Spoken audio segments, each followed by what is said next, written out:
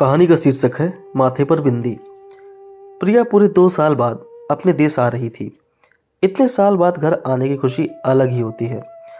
पढ़ाई पूरी होने के बाद विदेश में ही नौकरी लग गई थी प्रिया की, और वो वहाँ पर सेटल हो गई थी। घर वालों से मिलने की जल्दी तो थी ही प्रिया को, उससे भी ज़्यादा जल्दी थी सीमा से मिलने की। पक्की सहेलियाँ थी दोनों, बचपन से एक दूसरे के साथ खेलकर बड़ी हुई थी। एक ही स्कूल, एक ही कॉलेज, एक दिन भी एक दूसरे से मिले बगैर, बात करे बिना नहीं रह पाती। हम तो शादी भी ऐसे ही घर में करेंगे जिस घर में 2 भाई हों, ऐसा कहती, लेकिन हमेशा ऐसा होता तो नहीं। शादियां तो संजोग से होती है ना। सीमा की शादी उसी शहर में रहने वाले विकास से हो गई और प्रिया चली गई विदेश। बचपन से ही तरह तरह की बिंदियां लगाने का शौक था सीमा को। जब भी बाजार जाती खूब सारी बिंदियां उठा लाती। आंटी से खूब डांट पड़ती, क्या करोगी इतनी सारी बिंदी का, पूरा घर भर दोगी। मगर वो नहीं सुनती। स्वभाव से एकदम जिद्दी, हमेशा अपने ही मन की करती। हालांकि रंग बिरंगी बिंदियां उसके दमकते चेहरे की सुंदरता पर और चार चांद लगा देती थी। सीमा हमेशा बोलती, देखना प्रिया, जब मेरी शादी होगी तो शादी के बाद कितनी तरह तरह की बिंदी लगाऊंगी। मैं हंस पड़ती, हाँ शादी तो एक तेरी ही होगी, हमारी थोड़ी ना। हम थोड़ी ना बिंदी लगाएंगे। बस इसी नोक झोंक के बीच सीमा की शादी भी तय हो गई। सबसे सुंदर दुल्हन लग रही थी सीमा अपनी शादी में।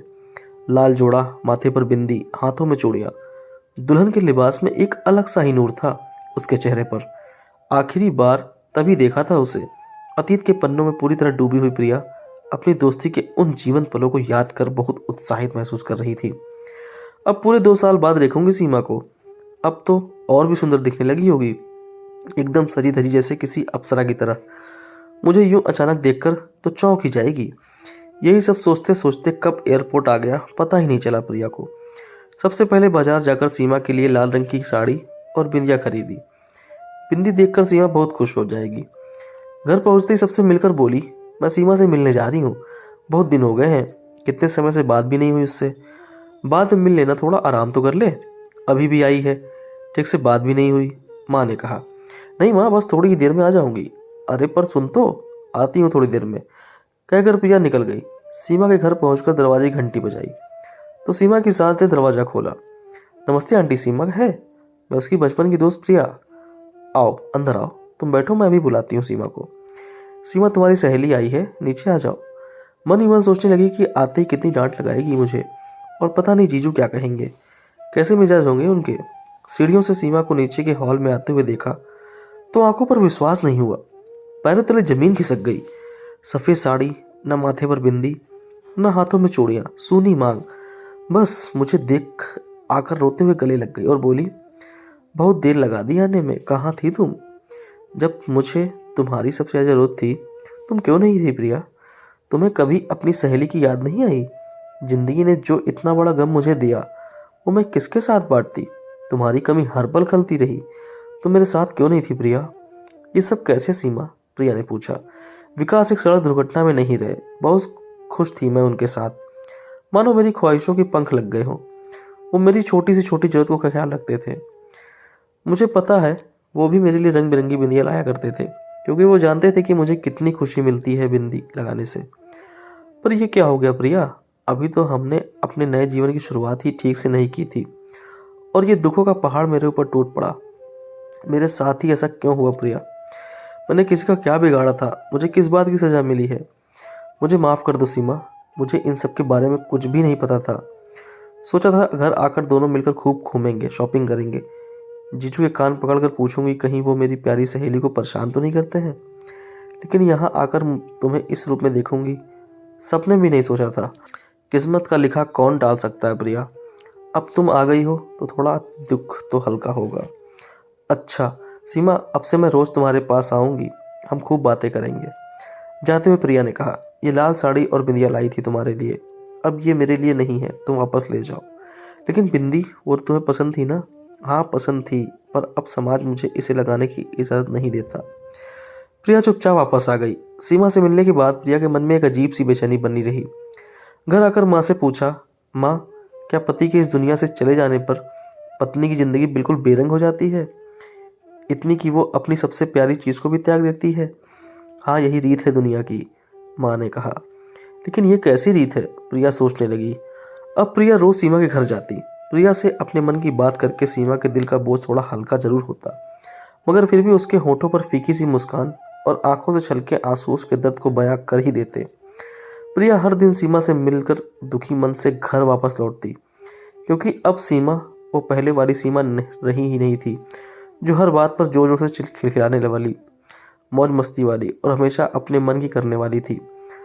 अब जो सीमा सामने थी वो तो जिंदगी जीना भूल ही गई थी।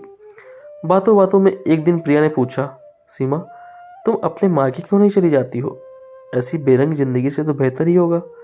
वो भी कोशिश करके देख ली, मगर तुम्हें तो पता ही है ना, शादी के बाद लड़कियों को यही सिखाया जाता है कि ससुराल ही तुम्हारा असली घर है और आगे की ज़िंदगी उनके हिसाब से ही निभानी पड़ती है। वैसे भी हर माता पिता समाज के बनाए हुए नियमों के विरुद्ध कहाँ जा पाते हैं। इसलिए ये ख्वाहिशों की कब्र में बंधनों और नियमों में लिपटी हुई ज़िंदगी ही मेरी असलियत है। लेकिन कभी कभी एक घुटन सी महसूस होती है, फिर अपनी हकीकत से समझौता कर लेती हूँ। खैर, तुम मेरी छोड़ो, कुछ अपने बारे में बताओ। मेरे बारे में कल बताऊंगी सीमा, अब मैं चलती हूँ, माँ इंतजार कर रही होगी, कहकर प्रिया घर के लिए निकल गई। दूसरे दिन प्रिया सीमा के घर गई और बोली, इधर आओ सीमा। पर्स से बिंदी निकाली और लगा दी सीमा के माथे पर। आईना देखो सीमा, अब तुम वही पहले वाली सीमा लग रही हो। सीमा ने भी आईना देखा तो एक हल्की मुस्कान आ गई उसके चेहरे पर। विकास के जाने के बाद तो जैसे ही वो आईना देखना भूल ही गई थी, लेकिन जैसे ही सीमा की सांस आई, उसके माथे पर बिंदी देखकर बुरी तरह चिल्ला पड़ी, ये क्या कर रही हो? विधवा को बिंदी लगा रही हो? कोई शर्म लिहाज है कि नहीं? लेकिन आंटी, बिंदी लगाने में क्या हर्ज है? प्रिया ने कहा। एक विधवा को बिंदी लगाकर पाप का भागीदार बना रही हो और पूछती हो कि क्या हर्ज है? समाज वाले देखेंगे तो क्या कहेंगे? पति को मरे ज़्यादा समय भी नहीं हुआ और बीवी श्रृंगार करके घूम रही है। पर आंटी, ये सब तो पुरानी बातें हो गई, अब इस पुरानी रूढ़ियों को कोई नहीं मानता, प्रिया ने कहा। नहीं मानते होंगे, मगर हम जानते हैं। कुछ दिन विदेश में क्या कर रही हमें सिखा रही हो? सीमा अब हमारे घर की बहू है और वो कैसे रहेगी हम तय करेंगे, तुम नहीं। वैसे भी जब से इस घर में आई है, हमारे घर की सुख शांति छिन गई। कौन से मुहूर्त में ब्याह के लिए लाए थे इसे?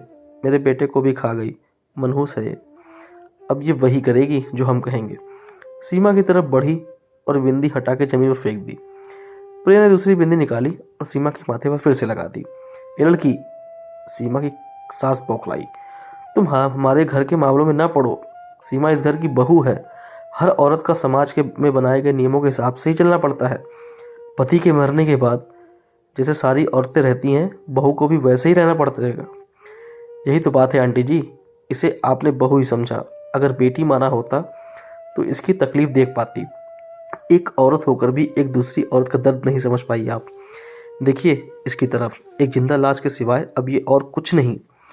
चलो सीमा मेरे साथ, मैं तुम्हें इन दकियानूसी रूढ़ियों में पढ़कर अपना जीवन बर्बाद नहीं करने दूंगी। जहाँ पति के गुजर जाने के बाद पत्नी को जीते जी मार दिया जाता है, जहाँ पुरुषों के लिए कोई सीमा नहीं मगर औरतों के लिए हजारों सीमाएं हैं, जहाँ पत्नी गुजर जाने के बाद तुरंत ही पति को दूसरी शादी के लिए प्रेरित किया जाता है, उन्हें समाज की किसी भी घिसी पिटी कुरीति के बंधन में नहीं बांधा जाता है, वहीं पत्नी को निरस जीवन जीने के लिए मजबूर किया जाता है। ये कौन सा समाज है जहाँ औरतों पर जो हो रहे जुल्मों और अत्याचारों को रीतियों और नियमों का नाम दे दिया जाता है और बेचारी औरतें इन रूढ़ियों के पैरों तले दबे दबे अपना दम तोड़ देती हैं।